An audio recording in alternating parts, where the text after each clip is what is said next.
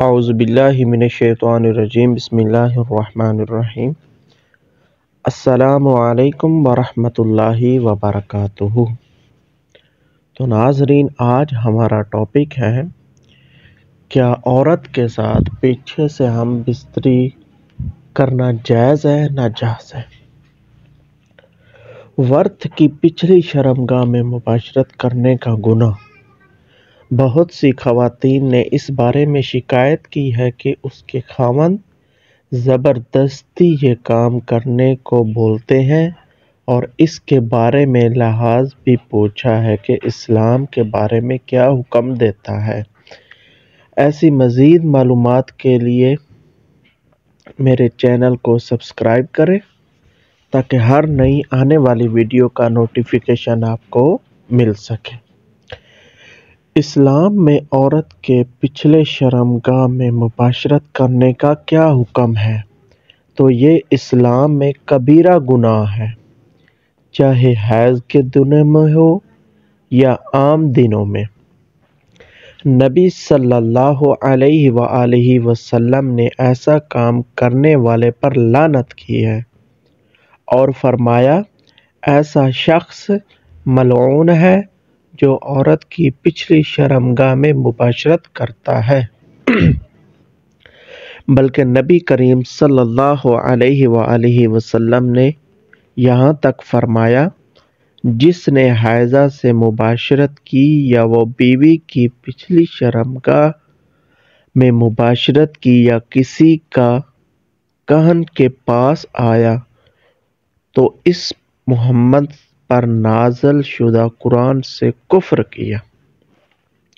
بہت سی بیویاں اس بات سے انکار کرتی ہیں، لیکن کچھ شوہر انہیں طلاق سے ڈرا دھمکا کر منوا لیتے ہیں، اور کچھ اپنی بیوی کو دھوکہ دیتے ہیں کہ بیوی شرم و حیا کی وجہ سے اہل علم سے پوچھ نہیں پاتی، اور وہ اسے کہہ دیتا ہے کہ یہ حلال ہے۔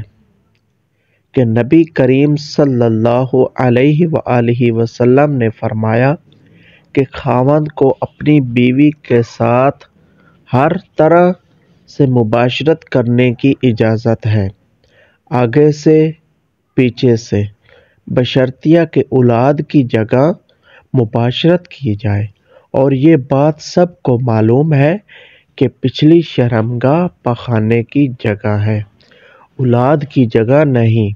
اس جرم کا کچھ لوگوں میں سبب یہ ہوتا ہے کہ وہ شادی کے پاک بندھن میں جاہلی اور غیر فطری طریقوں کو داخل کر دیتے ہیں، یا اس کی وجہ سے ذہن میں گندی فلموں کے مناظر ہوتے ہیں، حالانکہ انہیں ان سب گناہوں سے توبہ کی ضرورت ہے۔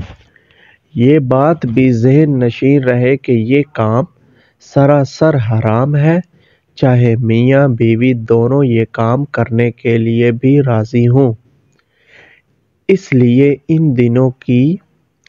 دونوں کی رضامندی حرام کام کو حلال نہیں بنا سکتی۔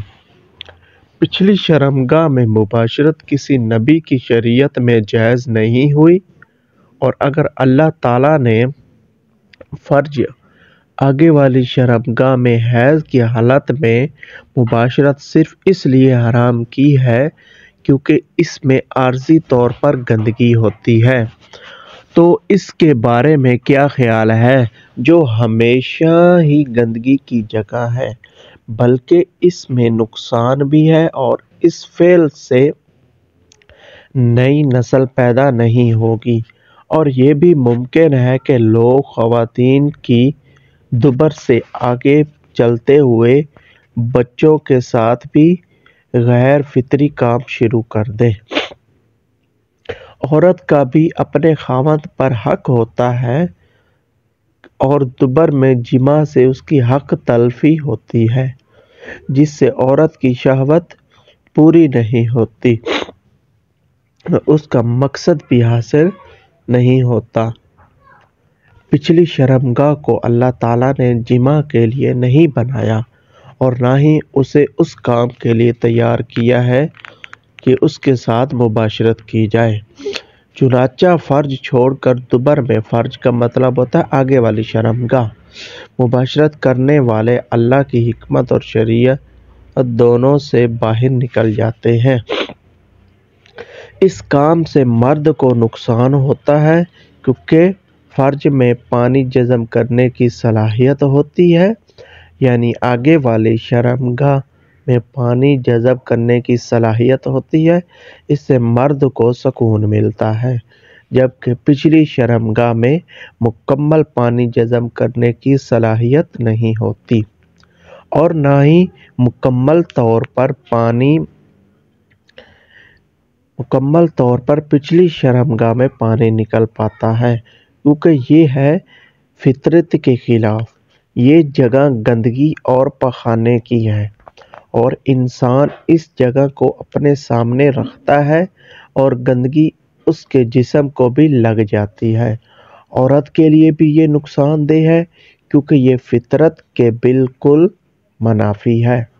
یہ کام کرنے والے اور کروانے والوں کے مزاج میں ایسی تبدیلی آتی ہے جس کی اصلاح ممکن نہیں۔ اگر توبہ کر لے تو شاید اللہ تعالیٰ اس کی اصلاح فرما دے، توبہ فرما دے۔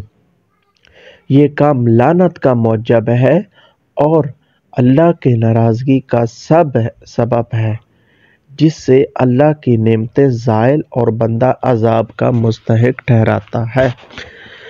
اللہ تعالیٰ ایسا کام کرنے والے سے اعراض فرما لے گا اور اس کی طرف رحمت کی نظر سے نہیں دیکھے گا۔ ذرا سوچے اس کے بعد اسے کس خیر کی امید ہو سکتی ہے اور اس طرح تکالیف سے بچ سکتا ہے۔ انسان کی زندگی کیسی ہوگی جبکہ اللہ کی لعنت اس پر برستی ہو اور اللہ تعالیٰ کی طرف رحمت کی نگاہ سے نہ دیکھے۔ اس کام سے حیا کلی طور پر رخصت ہو جاتی ہے، حالانکہ دل کی زندگی حیا سے ہی ہے۔ اگر دل سے حیا ہی مٹ جائے تو گناہوں کو بھی انسان اچھا سمجھنے لگتا ہے اور اس چیزوں کو برا جاننے لگتا ہے، یہاں آ کر برائی اس پر مکمل حاوی ہو جاتی ہے۔